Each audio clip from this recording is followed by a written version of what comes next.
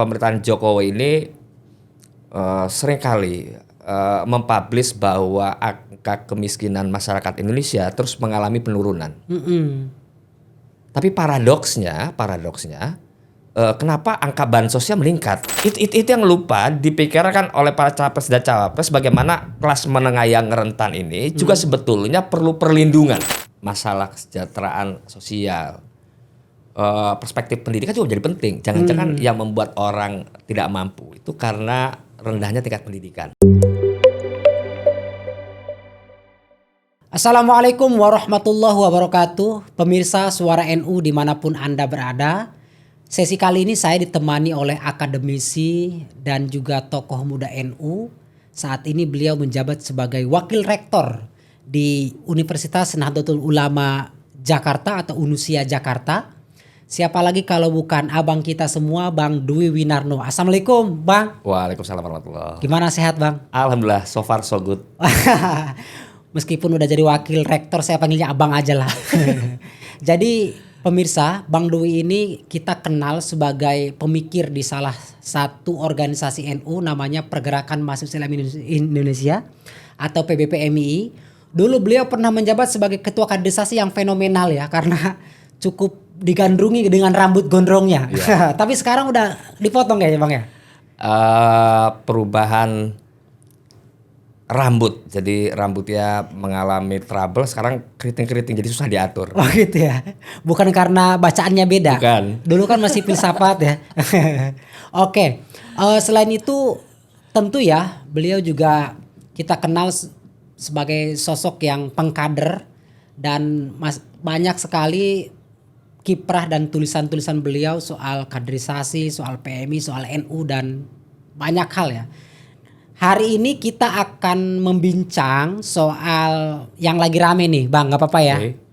Kita tahu bahwa 3 bulan terakhir hiruk pikuk dinamika politik Indonesia sangat terlihat, yang mana gagasan masing-masing pasangan calon presiden dan wakil presiden mendapatkan atensi yang luar biasa. Dan terakhir ini Minggu tanggal 4 Februari itu akan digelar debat terakhir menjadi pamungkas dengan tema kesejahteraan sosial, kebudayaan, pendidikan, teknologi informasi, kesehatan, ketenagakerjaan, sumber daya manusia dan inklusi. Nah, kita undang Bang Dwi ini dalam rangka memberikan tanggapan, komentar dan mungkin ada hal-hal yang juga perlu diketahui oleh masyarakat Indonesia berkaitan dengan tema yang saya sebutkan tadi. Langsung saja. Oke, Bang Dwi, gimana nih tanggapan Bang Dwi sendiri soal dinamika yang terjadi di pemilu 2024 kali ini? Ya, ini dinamika yang sering kali terjadi. Jadi bukan sesuatu yang aneh bahwa semenjak proses demokratisasi di Indonesia yang menghadirkan transformasi nyata berupa pemilihan presiden secara langsung, ini bukan peristiwa baru. Jadi semenjak 2004 hingga sekarang 2024 hal ini kembali terjadi. Jadi menurut saya ini peristiwa yang biasa-biasa saja sebetulnya, nggak ada yang aneh. Hanya menjadi luar biasa atau dia sedikit berbeda dari yang lain karena muncul banyak kekhawatiran dari kalangan aktivis pro demokrasi bahwa pemilu kali ini dianggap cukup membuat proses demokratisasi kita bisa jadi mengalami kemunduran. Karena misalnya kasus terkait dengan kemungkinan dalam tanda petik abuse of power. Ketika berupaya menghalalkan segala cara untuk bisa terlibat dalam kontestasi pilpres. Itu saja yang membedakan sebetulnya, mendiferensiasi antara pilpres sekarang dengan yang sebelumnya. Nah, ya, tapi soal debat ini kan juga banyak dibahas ya, misalnya soal gimmick dan lain-lain. Nah, selain itu pula, secara substansi kan gagasan dari masing-masing capres juga sudah mulai disampaikan ke publik. Dan mungkin ini sebagai penegasan aja, apa sih Bang Dwi pentingnya agenda debat pilpres untuk capres dan untuk kita sebagai pemilih? Ya, ada banyak kajian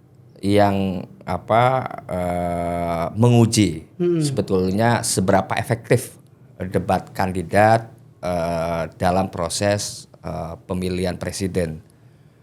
Misal di banyak negara yang dia sudah mapan proses demokrasinya, debat bisa jadi sangat menentukan karena sang kandidat biasanya akan memaparkan target-target, kemudian angka-angka yang ingin dicapai selama nanti berkuasa, lalu kemudian keberpihakannya jelas, clear terhadap isu tertentu. Nah itu sangat berpengaruh. Nah, bagi negara yang demokrasinya katakanlah seperti Indonesia yang masih berkembang menuju kemapanan, apalagi sekarang dianggap mengalami sedikit kemunduran, debat capres-cawapres itu tidak berpengaruh cukup signifikan. Kenapa? Karena satu, orang tidak semuanya bisa mengakses. Misal seberapa banyak orang Indonesia punya kesempatan mengakses untuk bisa menyaksikan secara langsung maupun tunda hasil proses debat capres cawapres. Itu pertama.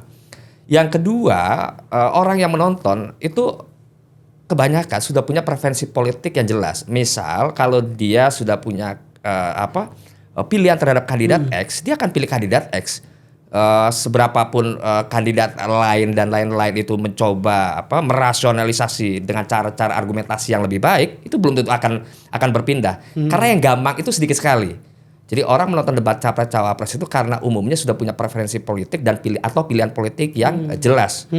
Yang kedua, ada riset menyatakan kalaupun dia bisa berubah, dia hanya sekitaran 5%. Misal saya sebelumnya gamang, belum punya pilihan, atau saya sudah punya kecondongan sedikit saja, saya mungkin akan berubah kalau ternyata orang yang tadi saya punya kecondongan akan saya pilih ternyata tidak tampil secara baik, tidak menyampaikan gagasan-gagasannya yang mempesona, yang bisa memikat hati saya. Nah itu hanya sekitar 5%. Jadi sebetulnya tidak dalam angka yang cukup signifikan. Namun ini ada exception lagi nih. Karena menurut berbagai macam hasil survei terjadi running antara posisi nomor 2 dan nomor 3, artinya siapa yang lolos putaran berikutnya untuk bisa di urutan kedua atau ketiga, yang selisihnya tidak banyak. Angka 5% ini sebetulnya cukup signifikan. Karena peringkat kedua atau peringkat ketiga yang tadi saya maksud, selisihnya dalam berbanyak survei juga tidak jauh berbeda. Jadi bisa jadi signifikan untuk menentukan siapa yang kalau ada putaran kedua dia akan lolos ke putaran kedua. Tapi sejauh secara general dia sebetulnya sejak awal memang tidak cukup signifikan karena misalnya itu tergantung kekuatan dari tim sukses, lalu kemudian jaringan partai politik, lalu kemudian jaringan sosial berupa tokoh masyarakat yang punya kedekatan langsung dengan masyarakat, yang tadi dia sudah punya ikatan-ikatan tertentu yang sangat amat jarang bisa merubah pilihan seseorang yang sudah dianggap kekeh gitu. Kalau dalam bahasa sudah kekeh ya, dianggap kekeh itu nggak terlalu signifikan sebetulnya debat tetap capres penting cawapres. Kan debat. Tapi khusus kali ini bisa jadi karena 5% yang goyah tadi kalau menurut akar riset bisa jadi di take over oleh kandidat tertentu yang bisa menjadi jalan masuk untuk putaran kedua. Oke. Bang Dwi, ini debat terakhir ini, debat pamungkas itu akan membahas soal kesejahteraan sosial, kebudayaan, pendidikan, teknologi, informasi, kesehatan, ketenagakerjaan, SDM dan inklusi. Nah, mungkin saya ingin tahu tanggapan Bang Dwi sendiri soal tema-tema tadi, apa yang perlu disorot oleh kandidat agar kemudian menjadi solusi terhadap bangsa Indonesia 5 tahun ke depan. Ya, kalau membaca berita di beberapa terakhir, sebetulnya kita semua layak terhenyak. Kenapa? Kita tahu pemerintahan Jokowi ini seringkali mempublish bahwa angka kemiskinan masyarakat Indonesia terus mengalami penurunan. Tapi paradoksnya, kenapa angka bansosnya meningkat? Semestinya kalau angka kemiskinannya menurun, angka bansosnya menurun. Iya. Logiknya di sana. Tapi kemiskinan makin menurun, angka bansosnya semakin meningkat. Nah, ini paradoks. Yang kedua, dari sekian banyak isu yang nanti saya kira akan menjadi titik panas dari debat, itu ada 3 hal. Satu di isu bagaimana kesejahteraan sosial itu bisa diwujudkan. Yang kedua isu soal peningkatan sumber daya manusia. Yang ketiga adalah isu soal pendidikan. Karena terutama isu pendidikan ini isu yang cukup banyak di blow up oleh pasangan capres dan cawapres, baik melalui pernyataan-pernyataan publik maupun melalui media kampanye yang ada di pinggir jalan. Itu banyak sekali, saya kira begitu.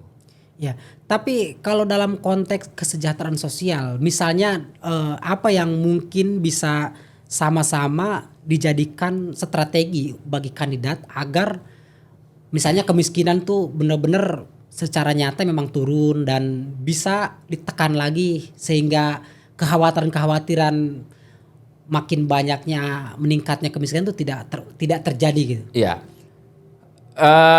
Bicara kesejahteraan sosial sebetulnya ada teori yang cukup menarik dalam soal ekonomi. Teori ini disebut the Chile paradox. The Chile paradox itu apa? Chili di Amerika Latin atau di Amerika Selatan merupakan negara yang cukup berhasil dari sisi pertumbuhan ekonomi. Di antara negara-negara lain di Amerika Latin, negara yang paling fenomenal ya Chili. Pertumbuhan ekonominya tinggi terus. Angka kemiskinannya lama-lama makin berkurang. Bahkan melahirkan banyak kalangan menengah baru. Tapi apa yang terjadi? Ternyata pemerintahnya tumbang, masyarakat tetap tidak puas. Padahal masyarakat sudah didesain sedemikian rupa untuk bisa punya pendapatan yang cukup baik daripada sebelumnya. Kenapa bisa terjadi? Kenapa bisa terjadi? Karena dari sisi 3 kelas ekonomi, kalau kita sederhanakan, itu kan ada 3 kelas. Satu kelas menengah, kelas bawah, yang kedua kelas menengah, yang ketiga adalah kelas atas. Nah, kelas menengah semakin banyak ini nyaris tidak diperhatikan oleh negara. Kelas atas yang kaya-kaya ini dipermudah tuh soal kebijakan regulasi supaya mereka mudah investasi, bahkan mungkin mendapatkan tax amnesty, keringanan pajak. Bahkan ada istilah pemutihan pajak mungkin dan lain-lain. Kalau di Indonesia istilahnya saya lupa ya, dan lain-lain. Lalu kemudian kelas bawahnya juga dibantu. Misal bansos difasilitasi betul dan lain-lain. Nah, yang celaka ini yang kelas menengah. Dia tidak mendapatkan bantuan yang memadai dari negara, sementara dalam posisi yang terjepit. Dia mau naik kelas tidak bisa, mau turun kelas juga tidak bisa. Nah, kelas menengah ini bermasalah. Misal begini, dengan pendapatan kalau di Indonesia rata-rata misalnya kelas menengah kita asumsikan kisaran misalnya kalau di Jakarta kalau mengacu UMK berarti 5 juta. Dengan beban 1 istri dan 2 anak, atau misalnya 1 suami dan 2 anak, atau kalau dua-duanya bekerja berarti punya 2 anak, mungkin juga punya beban ekonomi ke orang tua dan adik-adik dan lain-lain, karena dia sandwich generation, dia akan kesulitan nyicil rumah. Iya, betul. Yang kedua, ketika dia mau masukkan anaknya kuliah, dia nggak bisa karena bukan kategori orang miskin. Maka dia harus bayar biaya kuliah yang mahal. Jadi dia merasa nggak dilindungi oleh negara. Dia mau beli rumah susah, mau mendapatkan pendidikan yang terjangkau juga sulit karena biaya pendidikan mahal. Nah, di Chili kelas menengah inilah yang tidak puas. Nah, ini sama kayak di Indonesia. Misalnya isu kesejahteraan sosial selalu menjadi sorotan para capres cawapres. Misalnya soal perlindungan sosial, berapa angka subsidi BBM, berapa angka angka yang diberikan pemerintah untuk program PKH misalnya, program keluarga harapan. Berapa angka yang diberikan untuk bansos secara langsung, berapa angka yang diberikan untuk subsidi untuk memberikan JKN, berapa angka yang diberikan untuk KIP misalnya dan lain-lain. Tapi ada nggak untuk kelas menengah? Nah, kelas menengah ini yang tadi saya bilang dia bisa jadi rentan. Dia kalau nggak dibantu dia bisa jadi jatuh miskin. Iya. Atau dia kalau tidak dibantu dia tetap segitu-gitu, lama-lama berpikir gue kok hidup nggak bisa naik kelas, gue hidup nggak mungkin juga turun kelas ya kan. Gue lama-lama frustasi, gue pengen revolusi aja nih, gue pengen tumbangkan rezim aja nih. Nah itu yang lupa dipikirkan oleh para capres dan cawapres, bagaimana kelas menengah yang rentan ini juga sebetulnya perlu perlindungan. Perlu perlindungan dan perlu perhatian. Betul, perlu perhatian, perlu dukungan dan lain-lain agar mereka juga tidak merasa terlalu sulit. Coba bayangkan misalnya kalau Anda nikah 10 tahun di Jakarta dengan pendapatan standar UMK Jakarta, lalu stres hanya hidup pindah dari satu kontrakan ke kontrakan lainnya. Sementara anak Anda makin besar, penghasilan segitu-gitu aja, Anda pasti frustasi. Mau turun kelas nggak bisa, karena nggak bisa dari sisi gaji distandarisasi sebagai orang miskin, sebagai orang kelas bawah. Itu lama-lama frustasi, dan itu banyak di perkotaan. Nah itu satu. Jadi dari sisi kesejahteraan sosial, dia tidak banyak mendapatkan perhatian dari para capres. Mereka yang rentan atau berada dalam kelas menengah, kira-kira begitu, itu satu. Yang kedua, dari isu pendidikan, baik visi misi ketiga capres ini tidak menggambarkan model bangunan atau situasi atau gagasan besar terkait pendidikan akan mereka konstruksikan selama 5 tahun ke depan secara komprehensif. Misal ada kandidat yang dia akan menginginkan kualitas pembelajaran yang merata dengan misalnya memenuhi sekolah negeri dengan kuota yang lebih banyak supaya orang bisa sekolah gratis dan lain-lain. Dia nggak bicara misalnya, dia belum bicara bagaimana soal kompetensi gurunya, bagaimana soal kualifikasi gurunya, bagaimana model monef gurunya, bagaimana model evaluasi gurunya. Karena ini terkait dengan standar kualitas pembelajaran yang ingin dicapai. Lalu yang kedua, tidak ada kandidat yang dia bicara afirmasi tuh bahwa pendidikan kita memang tidak merata. Misalnya antara Indonesia Barat dengan Indonesia Timur, jomplang. Kalau Anda misalnya mau ujian LPDP tanpa ada tindakan afirmatif atau diskresi, sangat mungkin dari Indonesia Timur itu akan sangat sulit untuk bisa lolos atau mendapatkan beasiswa LPDP. Kenapa? Karena standar atau kualitas pendidikannya teramat jauh. Jadi selain tadi soal gurunya, lalu yang kedua soal sarana prasarananya, apakah betul memadai? Nah, itu nggak banyak tuh disimak. Misal ada capres yang dia hanya fokus soal gizinya, soal makan siang dan susu gratis. Betul itu support, tapi faktor lainnya terpenuhi atau enggak? Faktor lainnya terpenuhi enggak? Atau misalnya yang dibutuhkan adalah internet gratis di sekolah. Apakah anak sekolah di Indonesia seluruhnya sudah bisa pegang handphone, gadget? Kalau mereka sudah boleh pegang handphone, apakah sekolah di Indonesia memungkinkan regulasi siswa boleh megang gadget supaya dia bisa mengakses informasi dengan lebih cepat? Itu problem lain ya. Terus ada misalnya pasangan lagi yang bicara akan menaikkan gaji guru dengan angka yang fantastis. Menurut saya jangan, itu nggak realistis. Misalnya, apakah kita punya kemampuan pembiayaan yang cukup memadai untuk menggaji guru dengan angka gaji yang cukup fantastis, misalnya begitu. Sementara tadi kita tidak fokus di standar-standar atau regulasi yang menurut kita dia dapat mengatur secara lebih komprehensif. Karena dia sebetulnya harus mengatur banyak hal. Jadi bukan hanya kesejahteraan guru, rekrutmen gurunya, kualifikasi dan kompetensi gurunya, distribusi gurunya. Apakah misalnya kenapa di Jawa oversupply, kenapa di daerah lain masih membutuhkan banyak guru, masih kekurangan guru dan lain-lain. Lalu kemudian model kepastian karirnya, soal kehidupan yang layak bagi guru dan lain-lain. Nah itu yang mestinya digambarkan secara utuh melalui misi para capres dan cawapres, sehingga orang yakin. Kalau mau merubah SDM Indonesia melalui pendidikan, ada gambarannya utuh. Ada gambarannya utuh terkait sistem pendidikan di Indonesia. Saya kira begitu. Oke. Kalau untuk isu kesehatan sendiri gimana, Mas? Ya, isu kesehatan itu juga signifikan. Misalnya berapa banyak sebaran fasilitas kesehatan yang memadai dari tingkat masyarakat. Apakah ada puskesmas yang sudah bisa di-upgrade? Apakah ada tenaga medis yang memadai di tiap puskesmas? Misalnya perawat, lalu kemudian dokter, lalu kemudian apotekernya yang dia meracik obat dan lain-lain. Apakah itu memungkinkan atau enggak? Jadi saya kira itu tetap seksi, tapi so far kan kalau isu kesehatan orang sejauh ini kalau bayangin kita fasilitas kita sudah cukup memadai atau belum, sudah merata atau belum, lalu dari sisi akses masyarakat bisa menjangkau atau tidak, lalu kemudian dukungan fasilitas dan sarana prasarananya sesuai dengan standar yang ada atau tidak, itu menjadi masalah besar. Iya. Nah, tadi saya ingin kembali soal ke pendidikan.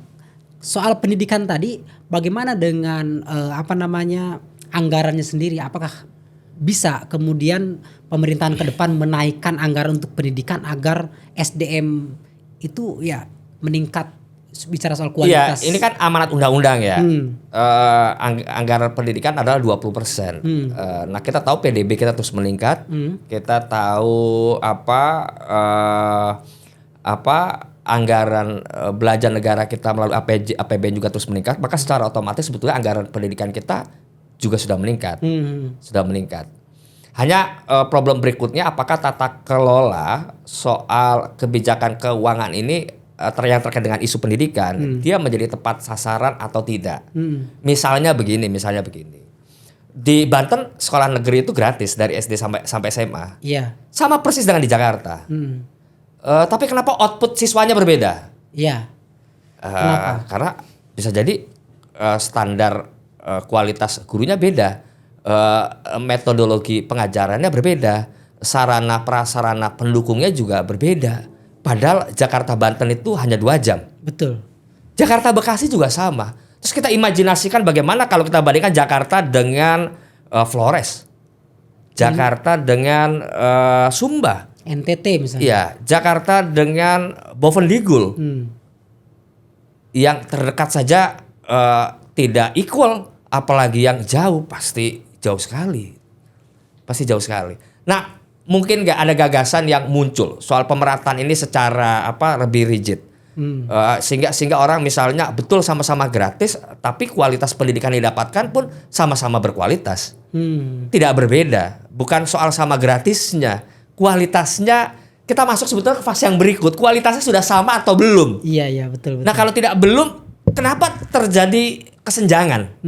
Itu yang mestinya digali oleh capres dan cawapres. Dan kalau Bang Dwi sendiri mungkin bisa sambil membayangkan kira-kira para kandidat ini akan mengarah kemana nih soal pembahasan pendidikan, kesehatan sama kesejahteraan sosial? Ya, saya sebelum berangkat ke sana tadi misalnya mengarah kemana? Saya adalah pelaku di sektor pendidikan karena saya kebetulan adalah dosen sekaligus wakil rektor yang membawa bidang sumber daya manusia di kampus yang swasta, karena Unusia ini swasta. Beberapa waktu lalu saya gelisah, terdapat beberapa dosen di lingkungan Unusia yang memutuskan menjadi ASN.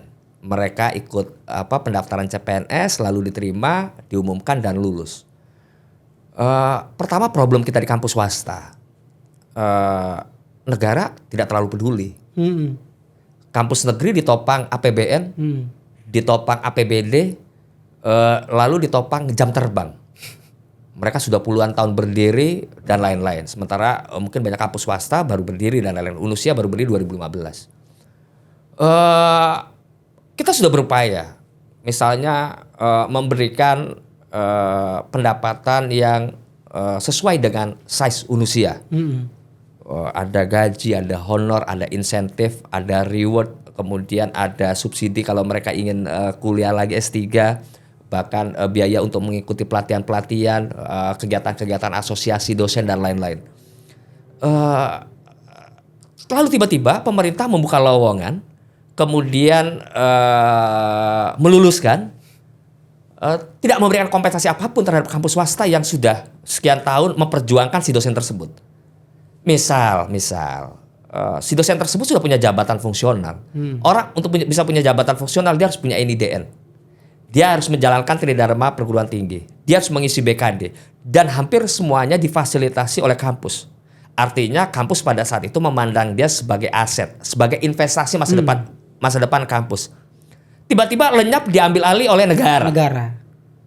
kampus swasta mesti merekrut dari nol lagi. Iya. Butuh waktu sekian tahun lagi. Terus kita membayangkan nggak mungkin kita bisa sejajar dengan kampus negeri karena kita diperlakukan terlalu kejam oleh negara. Nah, ini problem dari aspek saya sebagai pelaku. Bisa nggak misalnya pemerintah kalau dia sudah mengajar di kampus swasta tidak dibolehkan mendaftar, atau kalau dibolehkan mendaftar dan lolos karena sudah sekian tahun difasilitasi oleh kampus swasta memberikan kompensasi yang sangat layak sebagai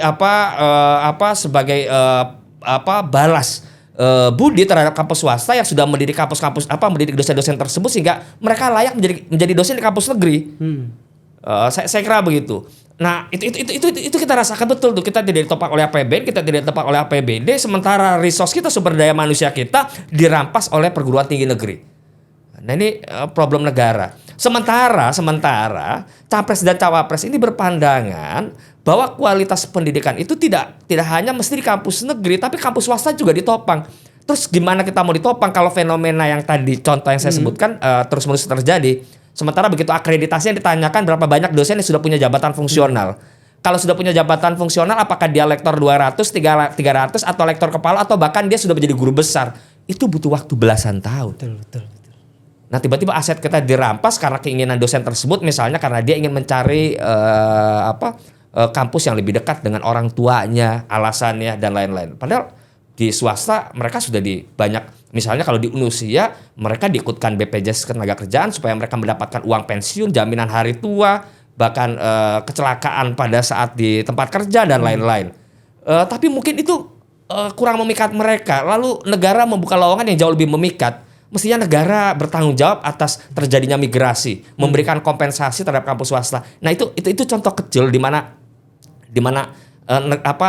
tata kelola sektor pendidikan terutama perguruan tinggi juga sangat tidak mengedepankan prinsip keadilan bagi kampus swasta. Padahal misalnya tidak semua orang Indonesia ini mahasiswa Indonesia semuanya bisa masuk di sekolah negeri. Mungkin karena sekolah negerinya cukup jauh, karena kuota, karena keterbatasan, lalu kemudian karena mungkin ada banyak hal lainnya yang membuat orang mungkin harus terlempar dari pilihan ke sekolah negeri. Saya kira begitu.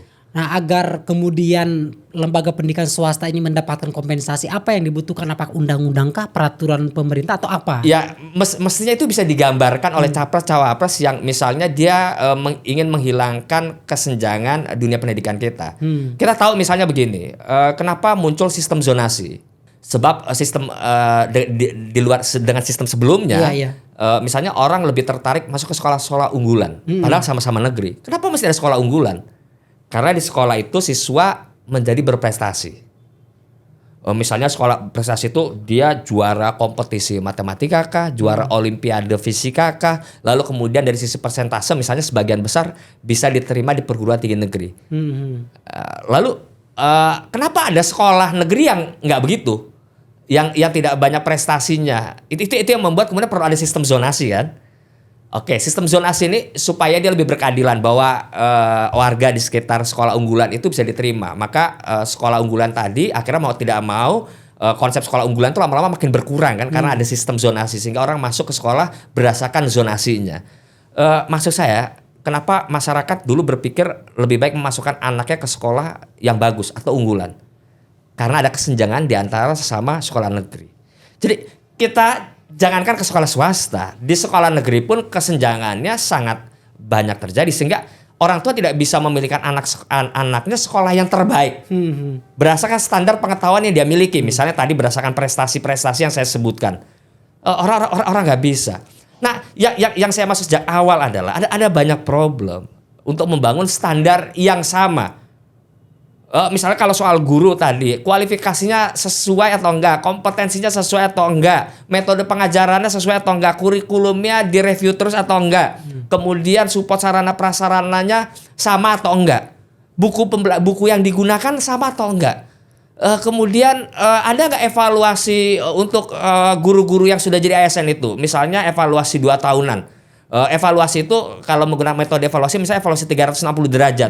Siswa ditanya, gurunya kalau ngajar di kelas bagus apa enggak? Jangan-jangan lebih banyak menyuruh anak membaca, lebih banyak menyuruh anak menulis tanpa mau memberikan materi pengajaran secara bagus. Problem di sekolah-sekolah negeri kan begitu kadang-kadang kan. anak ditinggal dan lain-lain. Suruh belajar suruh baca kemudian atau suruh ada yang nulis, suruh ada yang baca, tiba-tiba semua suruh nulis kan gitu kan. Nah, ini problem kita. Lalu sama misalnya kalau Masnya tadi dulu kuliah di UIN Serang, Banten. Sama nggak dengan di UIN Syarif Hidayatullah? Pasti selalu ada jadi perbedaan. Nah, masalah kita bisa nggak kita meminimalisir perbedaan? Bisa nggak terjadi transfer guru besar?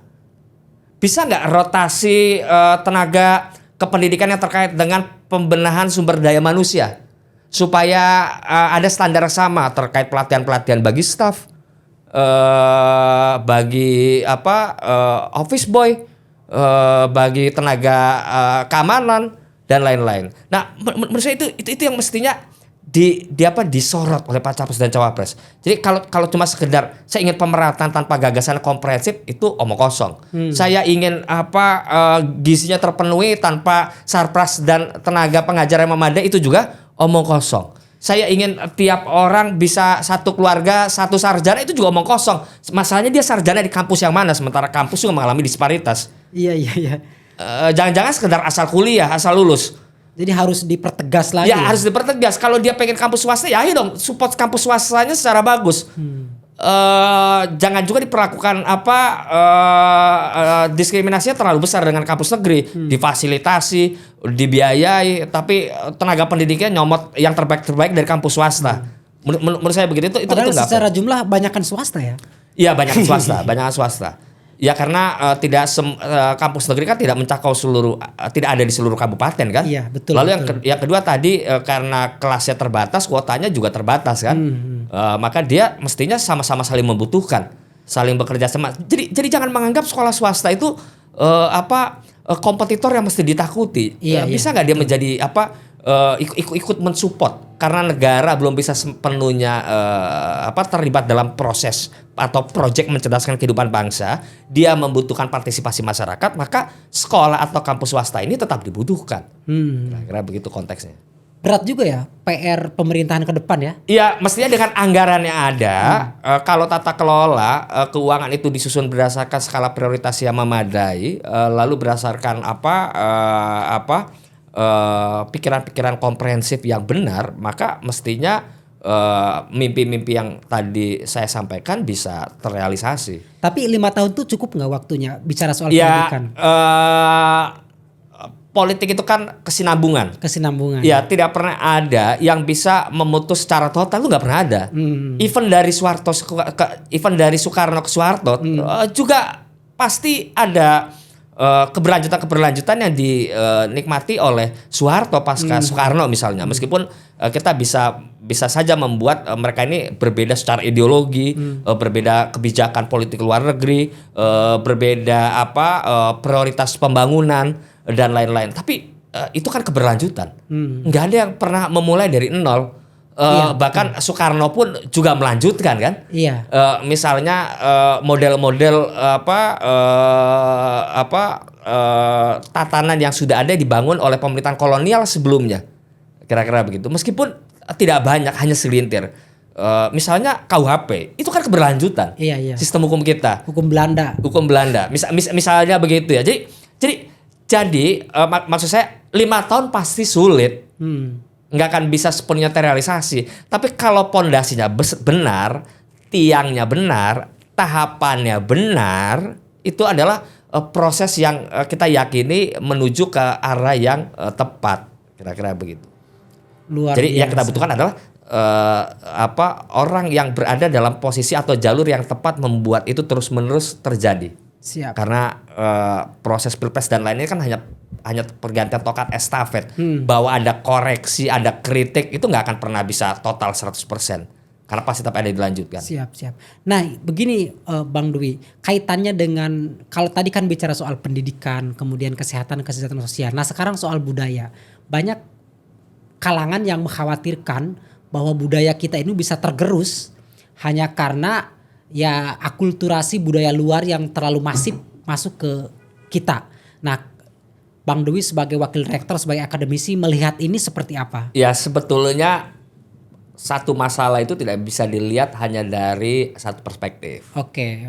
Misal masalah kesejahteraan sosial, perspektif pendidikan juga menjadi penting. Jangan-jangan yang membuat orang tidak mampu itu karena rendahnya tingkat pendidikan. Oke. Gitu ya. Terus yang kedua, jangan-jangan yang membuat orang itu terus tidak mampu karena negara abai di sektor kesehatan, misalnya karena punya penyakit terus menerus yang dia tidak mau berobat karena mahal. Jadi ada banyak faktor. Nah, sama kayak soal budaya. Misalnya begini, kalau kita ingin bicara pendidikan komprehensif, kan salah satunya bukan hanya bicara soal kepedulian terhadap guru, siswa, sarpras, tapi ada nggak keterlibatan orang tua dalam proses pendidikan anak? Misal sekarang tren di perkotaan, orang lebih memilih menyekolahkan anak di sekolah yang mahal, masuk dari pagi lalu pulang sore. Terus di mana peran orang tua? Sementara mereka sudah sampai rumah capek, makan, main sebentar lalu tidur misalnya. Kita belum melihat tuh. Nah, itu yang sama tadi dikhawatirkan. Soal budaya itu bukan soal apakah dia akan tergerus atau tidak. Budaya itu kan tetap langgeng kalau internalisasi nilainya terjadi. Nah, proses internalisasi nilai itu salah satunya adalah melalui pendidikan, melalui sekolah. Apakah nilai-nilai adiluhung dari budaya kita itu diinternalisasi melalui pengajaran di sekolah? Apakah melalui pembelajaran di luar sekolah oleh guru? Apakah melalui pembicaraan non formal oleh guru di luar kelas? Apakah melalui kurikulum? Apakah melalui materi yang disampaikan? Jadi itu benteng, sekolah itu benteng. Makanya tadi yang dikhawatirkan itu tentu kita nggak bisa ngeliat dari sekedar budaya kita makin tergerus. Yuk, pendidikannya sejauh mana bisa melihat pendidikan itu sebagai sarana untuk memperkuat budaya keindonesiaan. Jadi itu sama semua saling terkait. Terus sama dari kesejahteraan sosial. Jangan-jangan orang miskin itu karena ukuran-ukuran yang dibuat oleh Bank Dunia, oleh IMF. Iya. Padahal kita merasa diri kita nggak miskin nih. Iya. Contoh misalnya begini. Ada capres-cawapres yang menjanjikan dana desa 5 miliar. Karena melihat setelah ada dana desa, banyak desa menjadi desa maju atau mandiri. Dari semula desa yang dianggap terbelakang. Tapi kita tahu di Baduy, itu desa di Kanekes ya? Iya, di Kanekes. Desanya justru menolak dana desa. Iya, betul. Kenapa? Karena dia nggak ingin maju seperti pikiran orang kota. Yang mereka anggap maju itu adalah kalau kebudayaan mereka terjaga, lingkungan hutan mereka tidak dijarah, air minum mereka, sumber mata air mereka tidak dikapitalisasi untuk produksi minuman gelas, minuman komersil dan lain-lain. Itu yang mereka butuhkan. Jadi maksud saya kita tidak serta-merta misalnya mengangkat soal kesejahteraan sosial itu, soal kesehatan, soal pendidikan, lalu soal budaya itu sebagai masalah yang mesti dilihat dari satu atau dua indikator. Pada dasarnya begitu. Kenapa? Karena baik semua hal tadi, pendidikan, kesehatan, peningkatan sumber daya manusia, kesejahteraan sosial itu sebetulnya kembali ke manusia atau masyarakatnya. Mereka menginginkan yang model apa sih? Nah, disitulah pemerintah sebetulnya bekerja melayani. Bekerja melayani. Nah, kalau bekerja melayani? Bahwa ada kemudian pembangunan kesadaran, ukuran orang maju mestinya pendapatannya tinggi. Ukuran orang maju mestinya sekolahnya tinggi. Tapi ternyata masyarakat kita nggak semua menganggap itu menjadi hal besar dalam hidup mereka. Karena yang mereka anggap besar misalnya bahwa hutan mereka lestari itu hal besar. Bahwa lingkungan mereka, ekosistem mereka tetap terjaga itu adalah hal yang jauh lebih penting. Misalnya begitu. Jadi sebetulnya kita ingin melihat apapun itu, bahwa tadi isu kesehatan, isu peningkatan ekonomi, isu pendidikan, isu isu hukum dan lain-lain, itu terkait dengan seberapa jauh kita ingin memastikan bahwa pembangunan itu berjalan seiring dengan kehidupan manusia. Dan manusia Indonesia ini manusia yang kompleks, dia beraneka ragam etnik, beraneka ragam budaya, beraneka ragam kondisi geografi, beraneka ragam kondisi demografi dan lain-lain. Nah, saya kira tadi. Nah, apa yang saya sampaikan di sektor pendidikan mungkin yang tadi saya sampaikan mungkin itu akan sangat relevan di perkotaan atau di daerah-daerah yang menjadi menjadi jembatan antara masyarakat desa dengan masyarakat kota, daerah-daerah urban pinggiran misalnya. Tapi mungkin dia nggak akan sangat relevan kalau tadi saya kasih contoh di Baduy, dia nggak butuh tuh semua orang harus sekolah karena itu bertentangan dengan kehidupan budaya mereka. Iya. Misalnya begitu. Atau dia nggak butuh tuh uang dari negara supaya desanya diaspal, lalu dibangunkan tower supaya mereka terkoneksi ke internet dan lain-lain. Ya, terakhir itu internetnya ditolak kan? Iya, ditolak betul. Nah itu masuk ke saya. Jadi mungkin kita bisa pakai satu indikator hanya untuk segmen masyarakat tertentu. Jadi pada dasarnya kita perlu melibatkan mendengar banyak masukan sebetulnya model pembangunan seperti apa yang diinginkan. Tapi kalau tadi yang di awal-awal saya sampaikan itu lebih banyak perspektif orang kota sebetulnya bahwa pendidikan merata itu kalau karena dilihat misalnya kehidupan masyarakat kota, dia nggak ada lagi lahan, dia pasti nggak bisa bertani. Dia membutuhkan spesialisasi. Spesialisasi itu hanya bisa didapatkan dari dunia pendidikan. Kira-kira begitu. Oke, Bang Dwi, ternyata panjang sekali bicara soal pendidikan, kesehatan dan kesejahteraan sosial. Tadi Bang Dwi sudah menyampaikan tantangan yang perlu digarisbawahi oleh kandidat agar pemerintahan ke depan bisa langsung melakukan banyak perbaikan-perbaikan di bidang dan sektor-sektor tadi.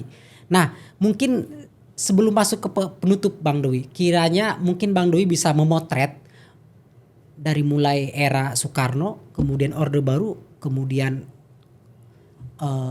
setelah Orde Baru era reformasi dan hingga hari ini, apa mungkin yang bisa dinilai penilaian Bang Dwi sendiri, apa kemajuan kita di bidang apa, kemudian capres dan kandidat kita ke depan harus seperti apa agar kita menjadi bangsa yang maju, negara yang maju dan ya tentu dihargai oleh negara-negara di dunia. Ya, saya terlalu jauh ya kalau dari zaman Soekarno dan lain-lain.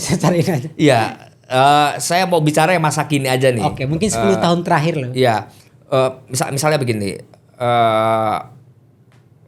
kalau dari sisi sisi pendapatan ekonomi, tadi misalnya ada angka kemiskinan yang menurun, lalu kemudian kita secara fantastis 2 atau 3 tahun terakhir selalu mengalami surplus perdagangan, lalu kemudian GDP kita juga terus meningkat, lalu ekonomi kita terus tumbuh meskipun di kisaran 4 sampai 5%, 5, sekian dan lain-lain. Nah itu menunjukkan bangsa kita ini bangsa yang semakin baik dari waktu ke waktu. Iya. Tapi ada masalah lainnya. Dalam proses pembangunan itu ada yang biasanya terlewatan. Makanya ada isu inklusi ya. Iya. Betul. Kenapa? Yang terlewatkan itu yang tadi, yang seolah-olah yang difokuskan ini hanya masyarakat dari segmen tertentu saja, padahal ada banyak segmen yang mestinya diperhatikan. Tadi soal kelas bawah diperhatikan, kelas atas diperhatikan, kok kelas menengahnya dicuekin. Iya. Padahal ini jumlahnya jauh lebih banyak, misalnya begitu. Lalu yang kedua, ada banyak masalah lain yang misalnya kalau kita mau pakai indikator lain ya juga cukup bermasalah. Misalnya menurut Human Capital Index, rate kita itu masih jauh banget untuk bisa menjadi negara maju. Padahal mimpi kita adalah Indonesia Emas 2045. Itu masih jauh. Misalnya terus kalau dari indeks kesiapan kompetisi masyarakat Indonesia, kalau misalnya bersaing dengan masyarakat dari belahan dunia lainnya, itu juga masih sangat rendah. Jadi problemnya masih banyak. Oleh karena itu kita mesti tetap optimis, tapi jangan melupakan banyak hal, bahwa kita perlu melakukan otokritik. Bahwa tidak semua orang ternyata bisa berkompetisi secara baik kalau dengan negara lain, dengan masyarakat negara lain. Lalu yang kedua misalnya kita juga perlu was-was apakah angka pertumbuhan ekonomi kita akan tetap stabil atau terus naik atau bahkan nanti cenderung menurun. Kita perlu was-was. Jadi terus yang berikutnya, seberapa baik kita mengelola keuangan negara. Misalnya berapa banyak sih yang diinvestasikan untuk sumber daya manusia, peningkatan sumber daya manusia, berapa banyak yang diinvestasikan untuk sarana prasarana, terus berapa banyak yang dikelola untuk perlindungan dan jaminan sosial masyarakat, secara tepat sasaran, lalu kemudian apakah misalnya struktur anggarannya sudah ideal belum dengan dengan harapan masyarakat Indonesia dan lain-lain. Nah, itu yang saya kira mesti mendapatkan tekanan cukup serius. Cukup serius. Karena kalau tidak, mimpi Indonesia emas 2045 itu hanya mimpi di siang bolong. Misalnya menjadikan Indonesia menjadi kekuatan nomor 5 atau 7 ekonomi dunia. Padahal bisa jadi kita tidak akan pernah ke arah sana karena kita misalnya telat memulai industrialisasi. Kita telat memulai penguatan di sektor manufaktur. Kita telat memperbaiki kualitas pendidikan kita. Kita telat menginvestasikan banyak dana riset yang terkait dengan pemenuhan praktis maupun pemenuhan yang sifatnya nanti akan mendukung mendukung perbaikan masyarakat Indonesia di sektor apapun.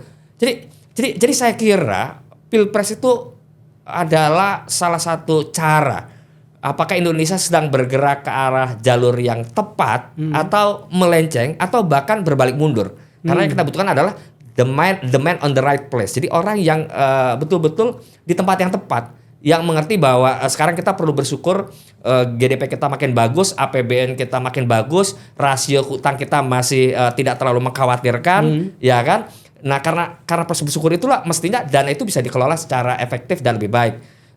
Beberapa indikator misalnya tadi soal persepsi human capital index kita masih tidak terlalu bagus, lalu kemudian indeks kompetisi masyarakat Indonesia juga masih rendah, lalu kemudian kita terakhir misalnya indeks demokrasi kita juga berjalan turun, lalu kemudian indeks persepsi korupsi kita juga justru lebih buruk daripada tahun-tahun sebelumnya. Ini problem-problem kita yang nggak bisa dianggap remeh, Jadi saya kira masyarakat perlu melihat ini sebagai sebuah pembelajaran.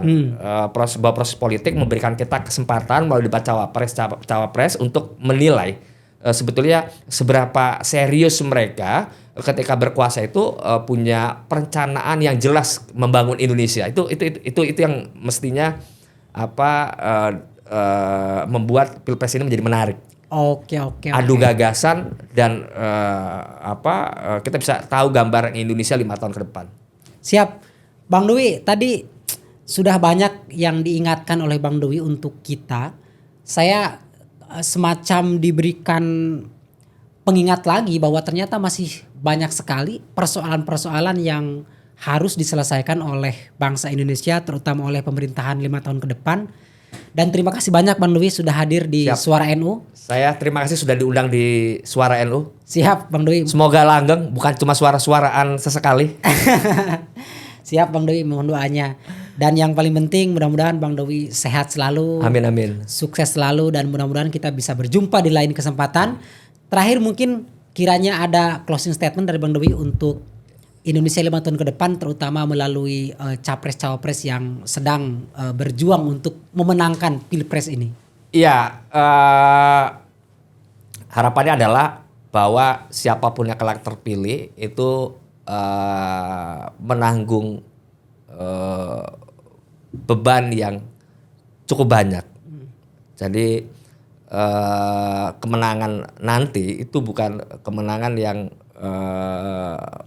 lantas membuat dia euforia lalu kemudian 5 tahun hanya bekerja sekedarnya, enggak.